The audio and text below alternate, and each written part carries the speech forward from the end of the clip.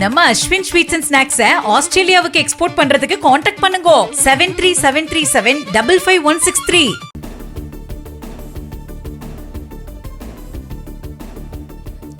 பருத்திக்கான இறக்குமதி வரியை ரத்து செய்ய வலியுறுத்தி பிரதமர் மோடிக்கு தமிழ்நாடு முதலமைச்சர் விஜய் கடிதம் வாயிலாக வலியுறுத்தியுள்ளார். கூடுதல் விவரங்களை வழங்குகிறார் செய்தியாளர்.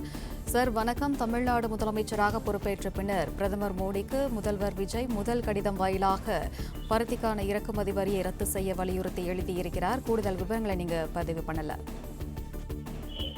பருத்திக்கான இறக்குமதி வரியை ரத்து செய்ய வலியுறுத்தி பிரதமர் நரேந்திர மோடி அவர்களுக்கு தமிழக முதலமைச்சர் விஜய் கடிதம் எழுதியிருக்கிறார்.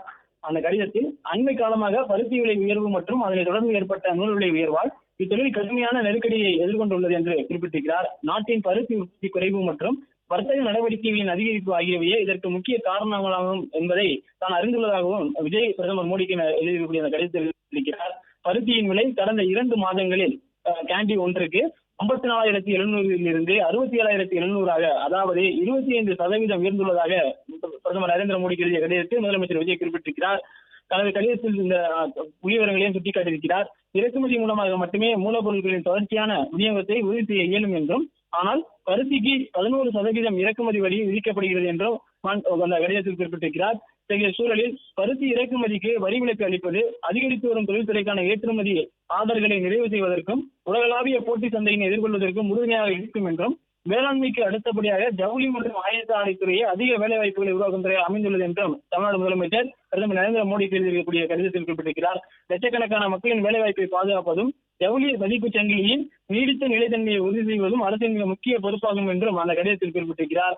ஆகவே மூலப்பொருட்களின் இருப்பை உறுதி செய்யும் பொருட்டு தற்போதுள்ள 11% பருத்திக்கான இறக்குமதி வரியை முழுவதுமாக ரத்து செய்த நடவடிக்கை மேற்கொள்ள வேண்டும் எனவும் அந்த கடிதத்தில் தமிழக முதலமைச்சர் விஜய் குறிப்பிட்டிருக்கிறார். மேலும் இது ஜவுளி மற்றும் ஆயத்த ஆடைத்துறை உலகில் அளவில் போட்டித்திறனுடன் திகழ்வதற்கும் ஏற்றுமதியை அதிகரிப்பதற்கும் வேலைவாய்ப்பு பாதுகாப்பதற்கும் வழிவகை செய்யும் என்றும் பிரதமர் நரேந்திர மோடி அவருக்கு தமிழக முதலமைச்சர் விஜய் அவர்கள் எழுதிய கடிதத்தில் குறிப்பிட்டிருக்கிறார்.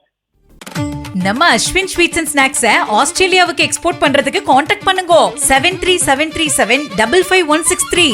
பிளே ஸ்டோர் மற்றும் ஆப் ஸ்டோரில் இருந்து பாலிமர் செயலியை QR கோடு மூலம் பதிவிறக்கம் செய்யுங்கள். செய்திகளை உடனுக்குடன் பெறுங்கள்.